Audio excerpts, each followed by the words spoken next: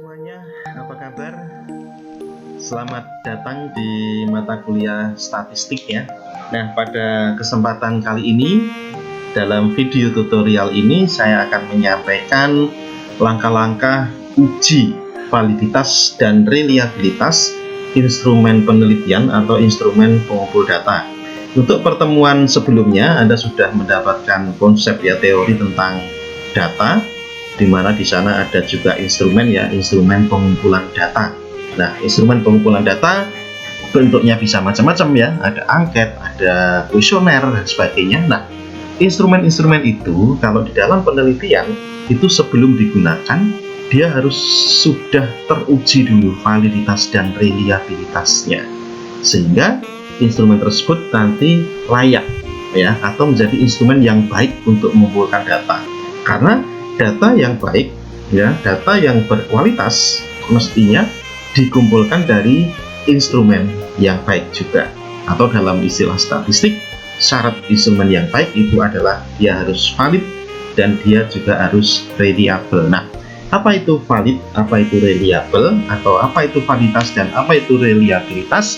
Baiklah, sebelum saya menyampaikan langkah-langkah uji validitas dan reliabilitas dengan menggunakan SPSS, akan saya sampaikan dulu sedikit teori ya, konsep tentang validitas dan reliabilitas instrumen pengumpulan data. Ya, tadi ada dua istilah ya, validitas dan reliabilitas. Apa sih pengertiannya? Kalau secara umum gitu ya, secara umum bahwa yang namanya alat pengumpul data atau kita sebut dengan instrumen itu harus valid dan reliable. Maksudnya apa? Maksudnya valid itu adalah tepat, yaitu apa artinya? Bahwa instrumen itu, alat pengumpul data itu harus dapat mengukur apa yang seharusnya diukur. Itu padanan kata untuk tentang valid ya. Kemudian apa itu reliable? Reliable kalau dalam bahasa sehari-hari kita, dalam bahasa Jawa itu ya, itu artinya ajek atau konsisten.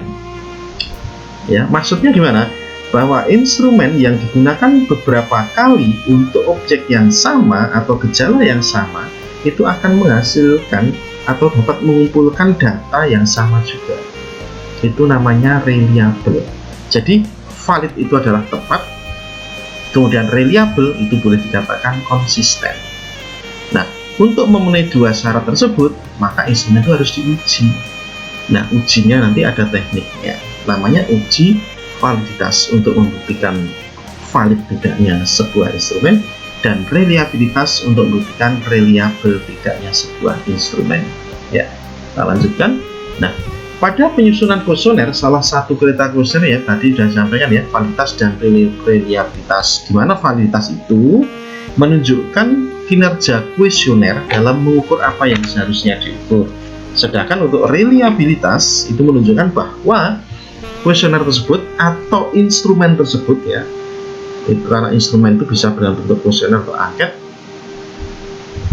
konsisten atau konstan apabila digunakan untuk mengambil data atau mengukur gejala yang sama. Itu pengertian konsep reliabilitas. Nah, tujuannya apa? Uji validitas dan reliabilitas itu adalah untuk meyakinkan bahwa kuesioner atau yang merupakan instrumen pengumpul data itu yang kita susun itu akan benar-benar baik dalam mengukur gejala dan menghasilkan data yang valid. Oleh karena itu, sebelum instrumen itu digunakan, maka terlebih dahulu harus dilakukan uji validitas dan reliabilitas terhadap kuesioner atau instrumen pengumpul data tersebut. Nah, kemudian validitas itu merupakan tes ya, atau dikata apa, sebuah tes atau alat ukur atau instrumen ya, itu bisa dikatakan valid jika tes tersebut atau instrumen tersebut atau alat ukur tersebut dapat mengukur apa yang hendak diukur. Validitas adalah ukuran yang menunjukkan sejauh mana instrumen pengukur itu mampu mengukur apa yang ingin diukur. Misalkan kita menyusun kuesioner kepuasan pasien, itu yang merupakan instrumen pengumpul data, maka validitas kuesioner adalah sejauh mana kuesioner yang merupakan instrumen ini mampu mengukur kepuasan pasien dengan tepat. Selanjutnya, tahapan-tahapan yang harus dilakukan untuk melakukan pengujian validitas adalah yang pertama, kita harus mendefinisikan secara operasional suatu konsep yang akan kita ukur. Apakah kepuasan pelanggan, ataukah mungkin gangguan suara, ya, atau yang lain. Nah, kemudian untuk menguji validitas suatu konsep, tahap awal yang harus dilakukan adalah menjabarkan konsep itu dalam suatu definisi operasional, ya. Jadi mendefinisikan secara operasional konsep itu, kemudian membuat definisi operasionalnya, dan kemudian yang berikutnya adalah melakukan uji coba atau tryout. Jadi kuesioner atau alat ukur atau instrumen itu sudah berhasil kita susun dalam bentuk konsep-konsep yang operasional, definisi dan pengertian yang operasional. Dihasilkanlah satu instrumen yang utuh, ya, yang terdiri atas beberapa pertanyaan atau pernyataan. Nah, ini nanti harus kita tryoutkan dulu, kita uji cobakan kepada 15 atau sampai 30 responden. Nah, kemudian hasil uji coba tersebut, hasil tryout tersebut, jawabannya itu kita tabulasikan. Nah, jawaban itu nanti akan di-scoring. Nah, skor ini yang nanti akan kita tabulasikan, dibuat tabulasi dalam Excel. Nah, kemudian baru setelah kita tabulasikan, kemudian tabulasi ini kita masukkan nanti ke aplikasi SPSS dan kita menghitung nilai korelasi dari masing-masing skor pada butir jawaban itu dengan total skor dari jawabannya.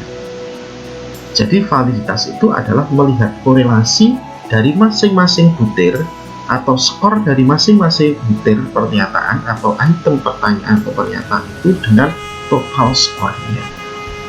Nah, ini tahapan-tahapan. Nah, nanti secara lebih jelas tahapan ini akan diinterpretasikan dalam bentuk aplikasi, ya, dalam bentuk praktikum dengan menggunakan SPSS. Nah, selanjutnya interpretasi hasil bagaimana, ini yang penting. Jadi kalau kita sudah mampu melakukan uji validitas dan reliabilitas, kemudian nanti akan keluar hasilnya dalam bentuk angka. Nah, angka-angka itu yang kita gunakan untuk menarik kesimpulan. Apakah butir soal atau butir pernyataan atau item pernyataan di dalam instrumen itu valid atau tidak? Nah, interpretasinya adalah seperti ini. Ada dua interpretasi, yaitu valid dan tidak valid atau invalid.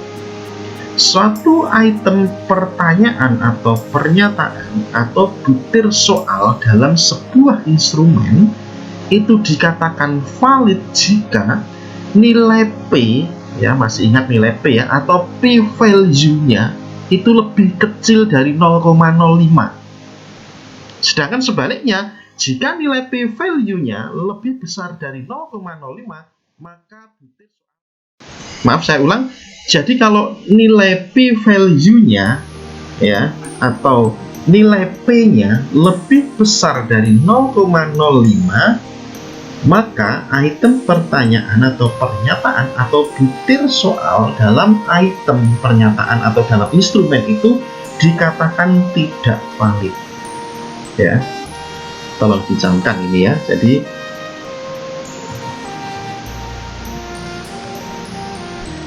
ya, ini nilai P 0 di bawah 0,05, ya, maka dia dikatakan valid. Ya. Kalau nilai P di atas 0,05, maka dia dikatakan tidak valid. Nah, ini harus diperhatikan, ya. Valid di sini, tidak valid. Ya, dikatakan valid jika nilai P-nya di bawah 0,05, tidak valid jika nilai P-nya adalah di atas 0,05. Nah, itu harap diperhatikan, ya. Jadi sama dengan yang kemarin kita melihat tentang nilai signifikansi hasil uji hipotesis, ya, juga pakai p-value. Nah, ini juga pakai p-value, di mana dikatakan dia itu valid, ya, jika nilai P-nya itu adalah di bawah 0,05, ini artinya valid. Kalau nilai P-nya di atas 0,05, maka item pernyataan itu adalah tidak valid. Ini interpretasi dari hasil uji validitas. Nah, kita lanjutkan sekarang untuk yang uji yang reliabilitas. Ya, kita lanjutkan sekarang yang uji reliabilitas. Nah, apa itu reliabilitas? Uji reliabilitas berkaitan dengan kepercayaan terhadap instrumen tersebut, tingkat kepercayaan instrumen tersebut. Maka, agar instrumen tersebut mempunyai tingkat kepercayaan yang tinggi, hasil uji reliabilitasnya juga harus tinggi nilainya.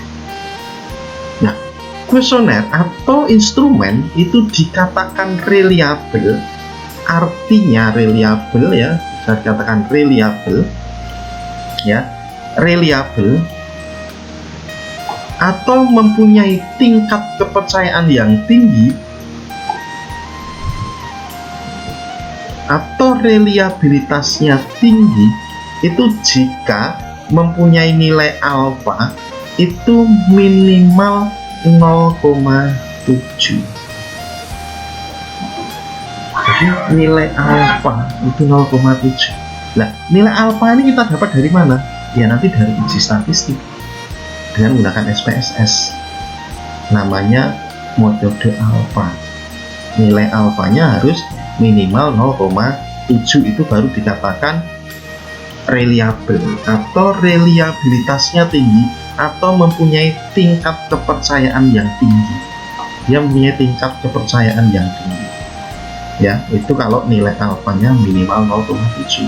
Bagaimana kalau nilai alfanya di bawah 0,7? Ya, dia tetap reliable, tetapi reliabilitasnya rendah atau tingkat kepercayaan kuesioner itu untuk mengumpulkan data itu rendah. Oleh karena itu saya ulang, instrumen itu dikatakan mempunyai reliabilitas yang tinggi atau mempunyai tingkat kepercayaan yang tinggi jika nilai alfanya itu minimal 0,7 ya, 0,7. Oke, itu. Nah, selanjutnya dari konsep validitas dan reliabilitas ini ada sebuah ilustrasi ya, supaya kita bisa membayangkan apa sih yang dimaksud valid dan reliable. Ini nanti ada beberapa ilustrasi. Ilustrasi yang pertama ini mencerminkan kondisi sebuah alat yang tidak valid dan tidak reliable. Di sini digambarkan ya, ini ada sasaran tembak dan yang kita uji validitas dan reliabilitasnya adalah senapannya.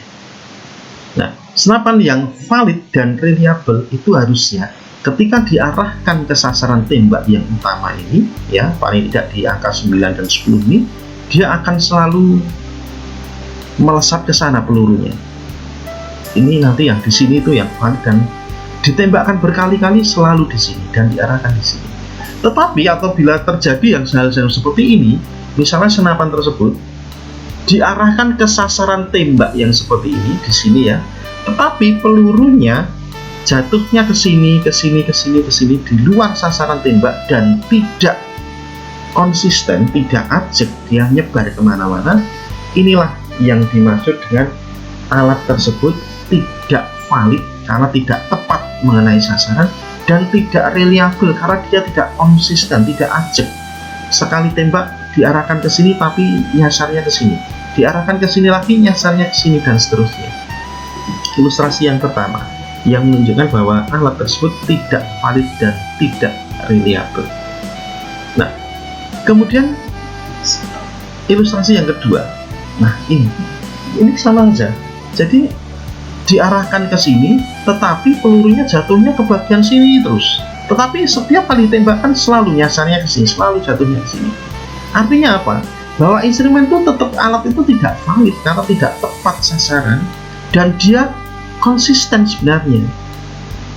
Dia reliable, selalu di sini sekali tembakan, tapi ini tidak valid. Yang kita harapkan adalah yang valid dan juga reliable. Tidak hanya reliable saja, tapi juga harus valid. Sehingga alat seperti ini juga tidak baik.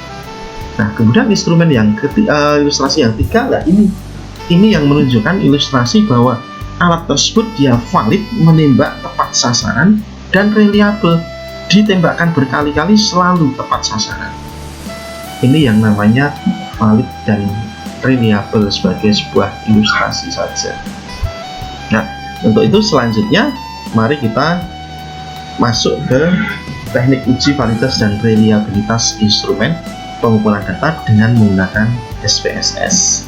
Jadi silahkan Anda siapkan aplikasi SPSS-nya, nanti kita buka. Kemudian juga untuk latihan silahkan di-download ya file Excel yang dari saya itu, yang sudah saya upload itu sebagai hasil tryout ya. Itu kita umpamakan hasil tryout scoring terhadap item-item dari sebuah instrumen terhadap 15 responden. Jadi saya hanya menggunakan 15 responden saja ya. Kita akan masuk ke teknik uji validitas dan reliabilitas dengan menggunakan SPSS. Baik, kita lanjutkan sekarang untuk teknik uji validitas dan reliabilitas ya, praktikum uji validitas dan reliabilitas dengan menggunakan SPSS. Nah, untuk hal ini ada beberapa yang harus Anda perhatikan. Yang pertama, Anda siapkan dulu data yang kemarin sudah saya upload ya. Data tentang uji validitas dan reliabilitas ini kita umpamakan adalah hasil tryout-nya terhadap 15 responden dengan sebuah instrumen yang terdiri atas 10 item pertanyaan atau pernyataan. Jadi Anda siapkan, ini hasil tabulasinya. Nah, nanti sebelum uji validitas dimulai, Anda juga harus membuat tabulasi seperti ini. Kemudian yang berikutnya itu kita aktifkan, kita buka aplikasi SPSS-nya yang sudah Anda install ya di komputer Anda masing-masing. Kalau yang dari saya kemarin adalah yang versi 21, Anda mau menggunakan versi yang lain silahkan, mungkin ada versi 16, 17, 18, 19, 23 bahkan, atau yang lain sama saja. Anda mau pakai versi yang mana, yang penting sudah terinstall dan kompatibel dengan komputer Anda masing-masing. Nah, ini kita aktifkan ya software SPSS-nya, ini IBM SPSS Statistics 21 ya. Kita klik di sini. Kita tunggu sampai dia muncul tayangan seperti ini. Nah, biasanya pertama kali akan muncul seperti ini, tapi ini karena kita tidak akan membuka project yang lama ya, kita mau membuat project baru, kita membuat data baru, ini kita klik cancel saja. Nah, ini adalah tampilan lembar kerja ya, lembar kerja displaynya untuk apa itu SPSS ya, seperti Excel ya, layarnya seperti Excel. Nah, cuma bedanya kalau di Excel itu di sini terdapat banyak sekali sheet dan bisa ditambahkan sheet-sheet yang baru ya. Tapi kalau di sini itu sheetnya hanya ada dua, yaitu variable view dan data view. Apa kegunaan masing-masing? Variable view itu untuk memasukkan nanti variabel-variabel apa saja yang akan dianalisis di dalam SPSS ini. Kalau di Excel itu seperti nama kolom-kolomnya ya, judul kolom. Oh, ini kolom tentang jenis kelamin. Nanti isinya data tentang jenis kelamin responden. Ini kolom tentang umur responden. Nanti datanya isinya tentang umur semua responden yang kita analisis. Kemudian ada kolom nilai ujian. Nanti nilainya adalah datanya adalah angka-angka nilai ujian responden. Nah, kolom-kolom itu yang umur, jenis kelamin, nilai ujian itu nanti buatnya di variable view. Kemudian untuk memasukkan datanya, umurnya berapa, jenis kelaminnya apa, nilainya berapa, itu di sheet data view ini. Ini masih kosong karena variabelnya belum kita masukkan, belum kita buat. Nah, bagaimana cara masukkannya? Kita kembali ke tabulasi datanya dulu. Di sini nanti data yang harus kita masukkan itu ada responden ya, nama responden, kemudian item pernyataan atau item soalnya itu ada 10 ya, ada 10 judul, 10 kolom nanti, kemudian ada juga kolom total score, sehingga nanti di sini ada 10 kolom item, 1 total score dan 1 nama responden.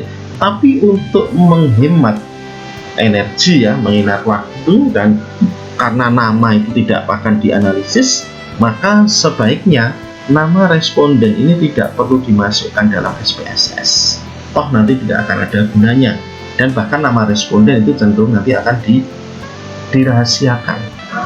Sehingga di sini nanti tinggal kolom item yang jumlahnya 10 dan kolom total score yang akan kita buat di variabel view di sini, di variabel view ini. Ya, jadi hanya ada item 1 sampai 10 dan total score. Baik, sekarang langsung kita mulai saja cara membuatnya. Di variabel view, pada kolom name itu ketikkan nama variabelnya atau nama kolomnya lah, mudahnya seperti itu ya. Nah, yang pertama adalah tadi item 1 ya, item 1.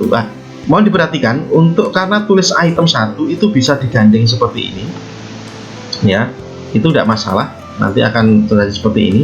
Tapi misalnya kalau Anda mau pisah di sini, misalnya tidak tulis item kemudian satunya itu ada spasinya, itu tidak bisa ya. Misalnya seperti ini ya, seperti ini dia tidak bisa, ketika kita enter dia nggak mau.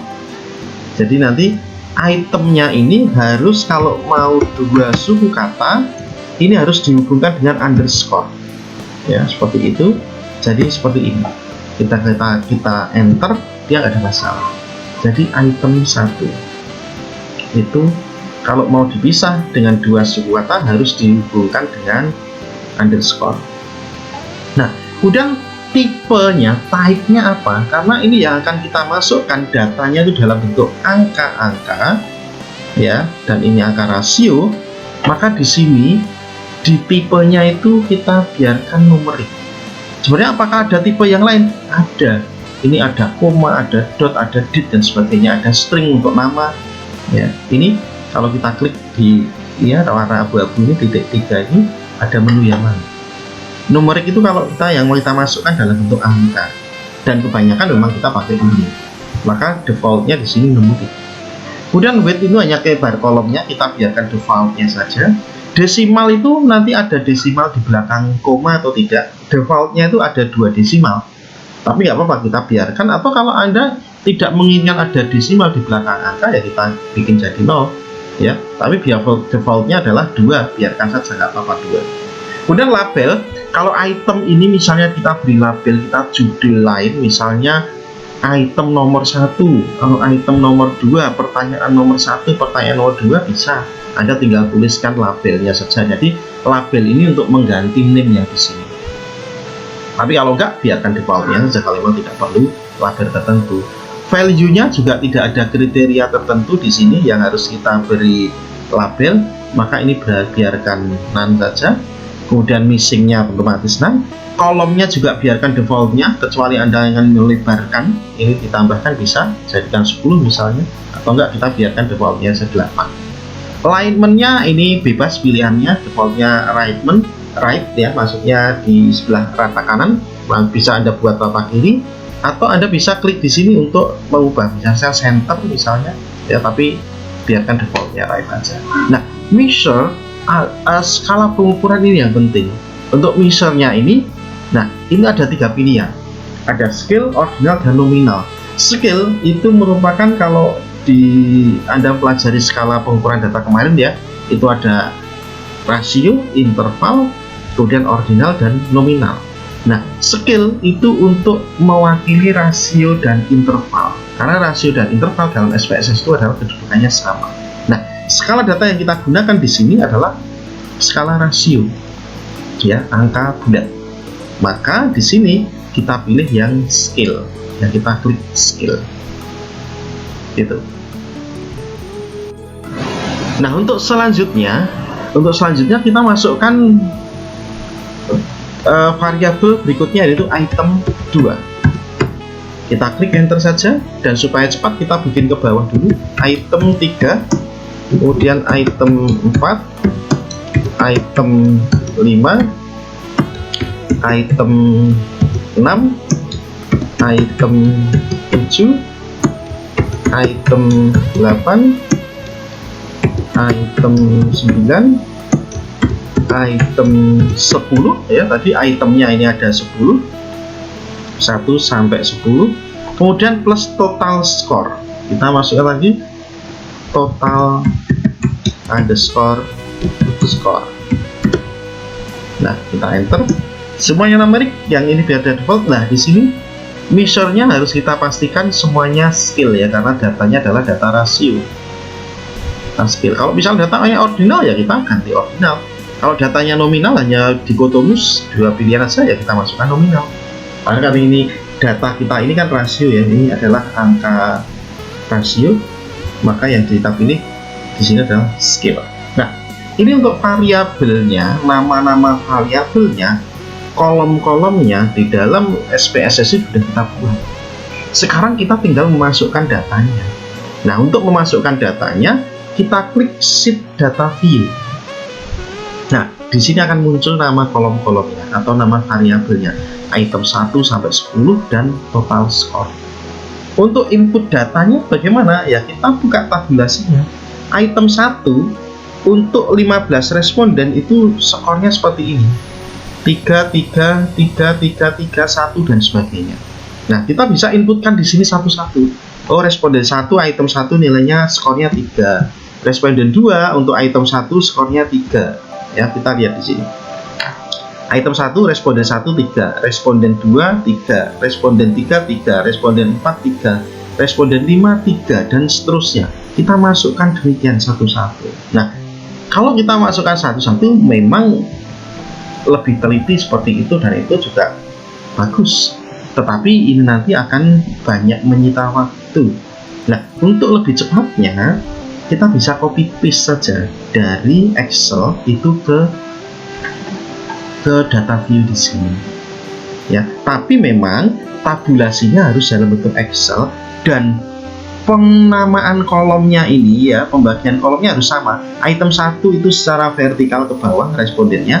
Di sini juga item 1 kemudian respondennya ke bawah. Harus sama. Pengaturan selnya atau kolom dan row-nya harus sama. Nah, seperti ini kita bisa langsung copy keseluruhan angka yang ada di sini ya, karena tabelnya sudah sama ya. Ini tabelnya item 1, ini total score. Ini juga item 1 sampai 10 dan total score. Ini kita copy saja. Kita klik copy, kemudian kita pastekan di sini. Kita klik salah satu di selnya, kemudian kita Ctrl V aja di sini. Nah, semua nilai yang ada di sini tadi ini sudah otomatis masuk ke sini dengan checkup. Nah, jadi kalau tabelnya dari Excel itu sudah sama dengan tabel yang di SPSS, kita bisa copy paste saja. Ya, kita bisa dengan melakukan copy paste. Nah, kalau sudah seperti ini, variabel view-nya sudah terisi, data view-nya ini juga sudah terisi semua. Bagaimana cara analisisnya? Nah, kita tinggal langkah berikutnya untuk analisis validitas. Karena ada dua nanti yang harus kita analisis, yaitu validitas dan reliabilitas. Baik, sekarang perhatikan langkah-langkah untuk uji validitasnya terlebih dahulu ya. Yang perlu diperhatikan bahwa pastikan di sini yang aktif adalah sheet data view ya. Yang aktif adalah sheet data view. Kalau ini variable view, jadi menunjukkan aktif atau tidaknya itu kalau ada perubahan warna ya. Jadi ini kalau warnanya menjadi orange seperti ini berarti yang aktif ini, yaitu data view. Ini pastikan sheet ini yang aktif. Kemudian untuk analisa kita pakai menu analyze. Kita klik analyze di sini. Nah, ini klik analyze. Di sini akan ada banyak sekali menu analisa ya, jenis-jenis analisa datanya ya. Untuk uji validitas kita pakai menu analyze, yaitu korelasi atau kalau di sini disebut dengan correlate ya. Nah, di correlate ini, korelasi ini ada 3 pilihan, yaitu bivariat, parsial, dan distensis. Yang kita gunakan itu adalah yang bivariat.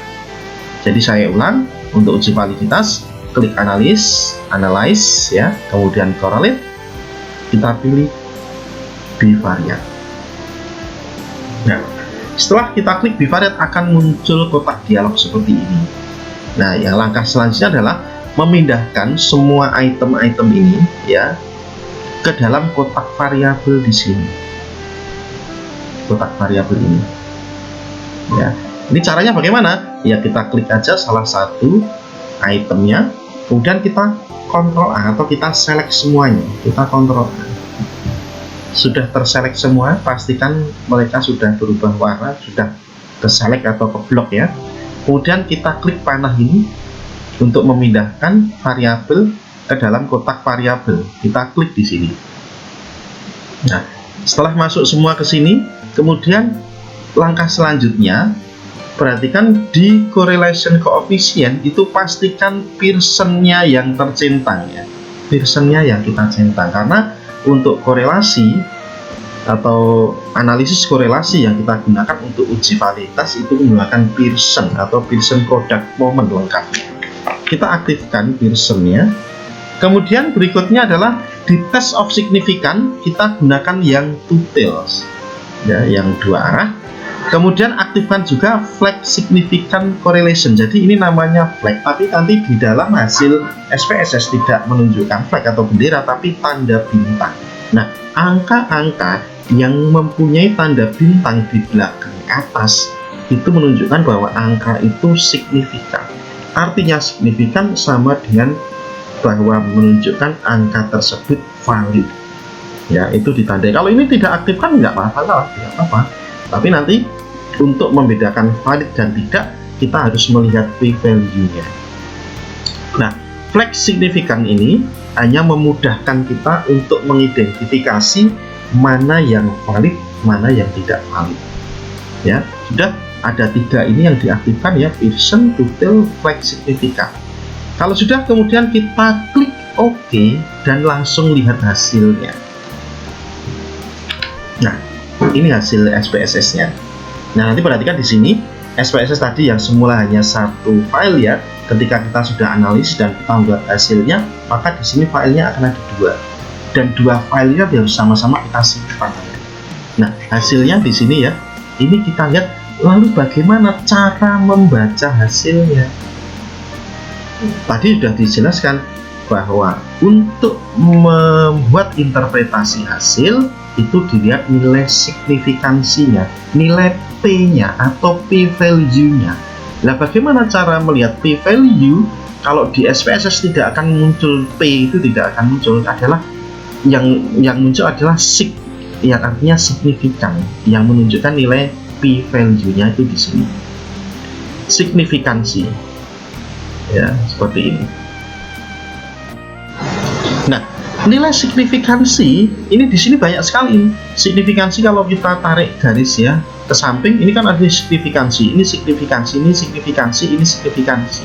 Nah, signifikansi mana yang kita gunakan untuk membuat interpretasi item itu valid atau tidak? Nah, yang digunakan adalah nilai signifikansi di total score ya. Jadi di kolom yang terakhir, di total score di baris yang kedua, kolom terakhir baris yang kedua ini. Ini menunjukkan nilai signifikansi atau p-value-nya. Nah, di sini hanya tertulis titik 761.001 ini membacanya adalah 0,761 atau ini signifikansi adalah 0,001. Ya, jadi 0, ya ditulis kalau dalam SPSS hanya diwakili dengan tanda titik seperti ini, dan ini bacanya adalah 0,001. Nah, kita lihat ke teori tadi yang mengatakan bahwa yang dikatakan itu valid ya, dikatakan valid interpretasinya tadi. Ini kita perhatikan di sini valid kalau nilai P-nya di bawah 0,05. Nah, sekarang kita perhatikan di sini hasilnya 0,001 itu di atas atau di bawah 0,05. 0,001 itu lebih kecil dari 0,05. Maka item 1 ini kesimpulannya dia adalah valid. Itu bisa kita lihat nilai P-nya. Kalau mau cara yang paling cepat dan mudah dengan melihat flag signifikan tadi, tanda bintang di sini. Semua item yang angka korelasinya ada tanda bintangnya, ini menunjukkan bahwa dia itu valid. Kita lihat dari 10 item itu yang valid berapa. Ternyata kalau kita lihat sekilas itu cukup dengan melihat tanda bintangnya di sini. Yang ada bintangnya mana? Item 1, item 2, item 4. Kemudian yang lain sudah tidak ada bintangnya. Berarti yang lain item 3, item 5 dan seterusnya itu tidak valid. Untuk membuktikan kita lihat lagi nilai p-value-nya mana yang tidak valid. Misalnya item 5, kita lihat signifikansinya berapa, 0,072 ya, 0,072 ini ya, ini 0,072 ini jelas dia lebih besar dari 0,05 sehingga dia tidak valid. Kita lihat lagi yang tidak ada bintangnya di sini 0,726, dia di atas 0,05, maka dia tidak valid. Dan ke bawah juga 0, ini 0,054, 0,05 sama tapi ada 4, jadi dia di atas 0,05 sehingga tidak valid. Makanya di sini juga tidak muncul bintang ya, di sini juga tidak muncul bintangnya, di sini tidak ada bintangnya, di sini tidak ada bintangnya. Yang tidak valid di sini juga tidak ada bintangnya, tidak ada bintangnya, korelasinya, nilai korelasinya. Tetapi yang valid itu nilai korelasinya ada bintangnya. Ini ada bintangnya, berarti pasti nilai P-nya itu di bawah 0,05. Kita lihat nilai P-nya berapa. Nilai P-nya adalah 0,005, dia di bawah 0,05 sehingga item ini valid ya. Jadi begitu cara membaca dan memberikan interpretasi terhadap item ini, bahwa yang valid itu jika nilai P-nya itu di bawah 0,05 atau Pearson correlationnya itu ada tanda bintangnya. Ini menunjukkan bahwa nilai T hitung ini, Pearson hitung ini, dia lebih tinggi dari yang ada di tabel. Makanya dia ada bintangnya, berarti ini valid. Nah, ini cara membaca hasil validitas, yaitu signifikansinya di kolom total score, jadi kolom terakhir ya. Ini yang digunakan untuk membaca validitas di sini ya. Ini untuk membaca validitasnya. Nah, di sini, nah utamanya adalah yang di apa itu, di p-value-nya itu ya, utamanya adalah yang di sini, ini p-value atau signifikansinya. Ini kita lihat ya, seterusnya semuanya sampai ke bawah. Kalau itemnya ada 40 bagaimana ya? Ini nanti ada 40 macam, ada 40 apa itu, 40 baris dan 40 kolom. Sehingga kalau itu itemnya banyak, kalau kita melihat nilai signifikansi satu-satu itu memang seperti ini, memang agak lama. Maka dengan mengaktifkan flag of signifikan tadi, kita tinggal bisa melihat tanda bintangnya saja, yang ada bintangnya berapa. Nah, itulah yang valid nanti. Nah, terus yang tidak valid bagaimana? Seperti ini tidak valid, ini juga tidak valid. Nah, item-item yang tidak valid ini harus diperbaiki, atau kalau perlu diganti dan kemudian diuji coba lagi, di try outkan lagi dan diuji validitasnya lagi sampai semuanya valid.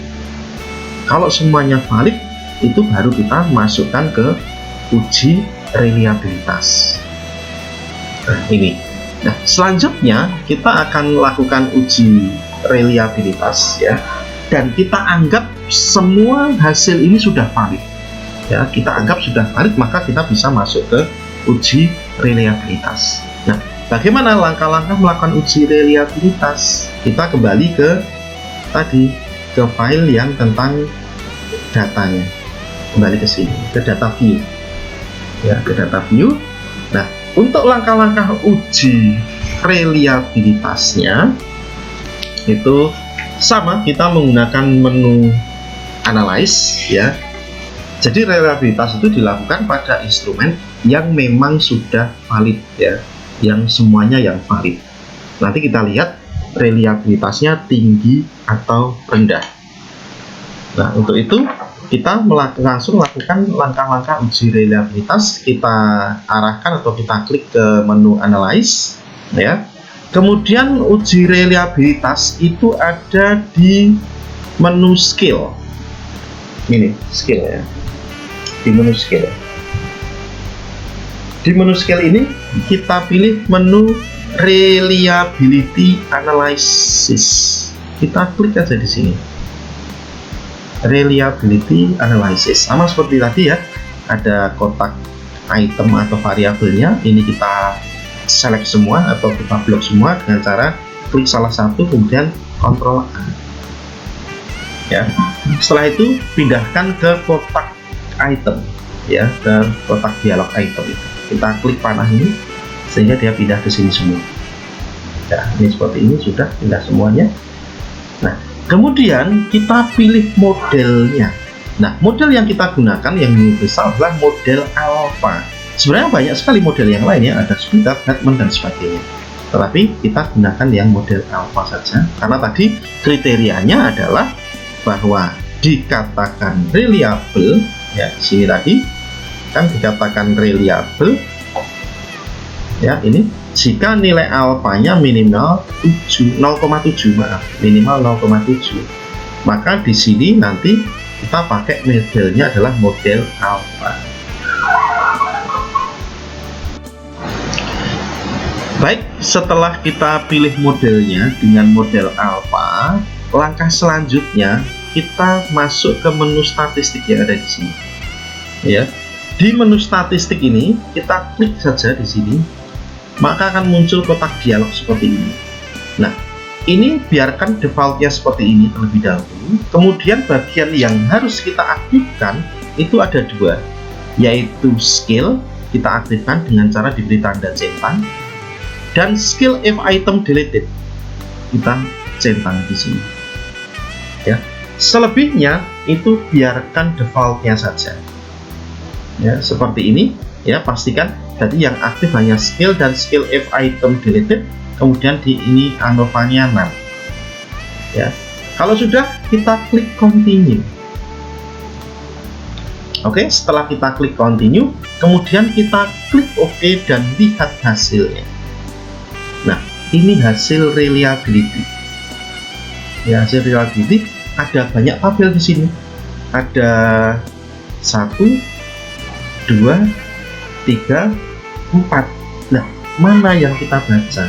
Kita nggak usah baca yang lain, kita hanya butuh baca satu tabel saja, yaitu tabel reliability statistik di sini. Yang harus kita baca adalah ini. Bentar ya. Ini tabel reliability statistik. Ya, kita perhatikan nilai alpha yang kita gunakan untuk interpretasi hasil reliabilitas itu adalah nilai alpha. Sehingga kita lihat alfanya berapa. Nilai alpha kelompoknya ini. Ya. Jadi nilai alfanya itu ya, itu kalau di sini dituliskan titik 0,618, itu artinya alfanya adalah 0,618.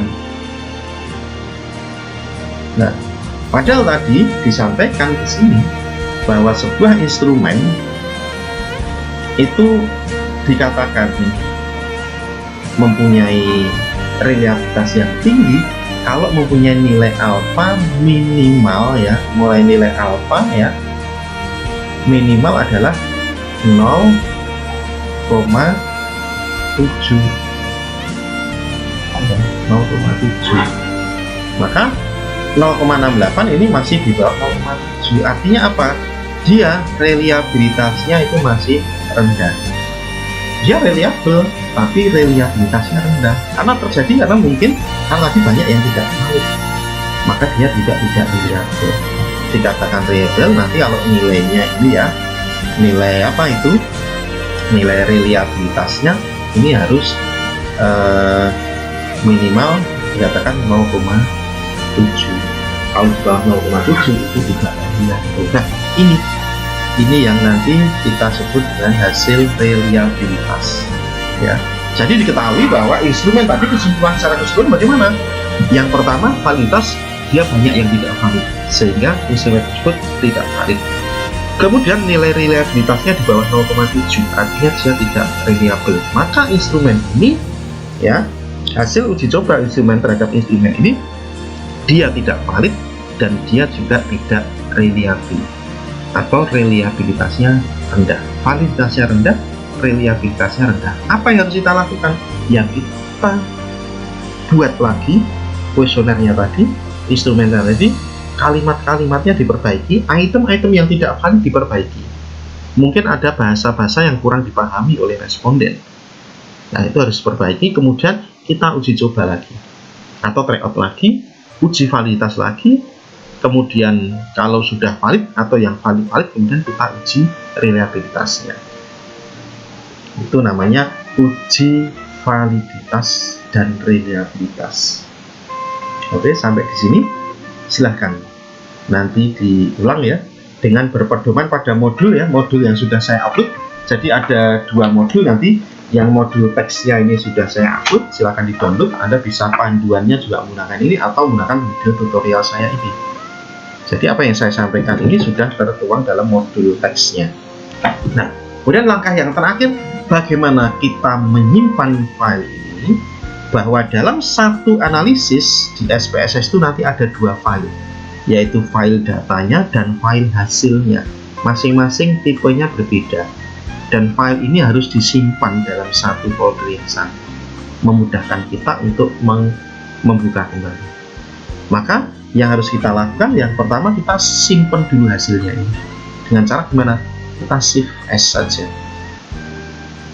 Save as, ya. Kita masuk ke folder apa? Kita mau simpan di mana? Terserah Anda mau disimpan di mana. Saya contohnya misalnya di misalnya ya, di data 2020 PPM, mana PPM? Pembelajaran 2020 prodi D3 statistik ya. Statistik, misalnya di sini saya bikin ini folder, saya bikin folder baru yaitu tentang uji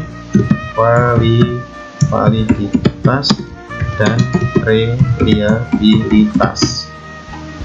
Nanti jadi setiap kali uji nanti harus jadikan dalam satu folder ya, biar mudah mencarinya ya. Di sini ini nggak usah dikasih nama apa, atau mau diganti tidak apa-apa, output uji validitas dan reliabilitas. Extensionnya tipenya adalah SPV. Kita tinggal klik save aja. Nah, kemudian yang datanya juga jangan lupa kita simpan. Kita klik di sini, datanya sama seperti tadi, file save as. Ke folder yang sama ya, yang tadi kita bikin, kita cari di folder Anda terserah mau nyimpannya bebas ya, di tempat masing-masing. Folder data 2020,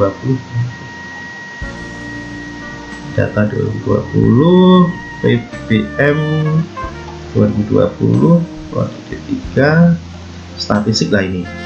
Uji validitas dan reliabilitas tadi nggak kelihatan karena formatnya tadi SPV, sekarang SAP. Kita tulis di sini data uji validitas dan reliabilitas.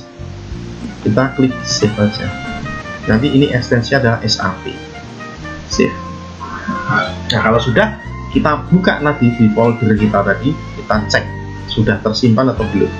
Data 2020 ya, kemudian PPM prodi D3 statistik uji validitas. Nah, di sini ada 2 file.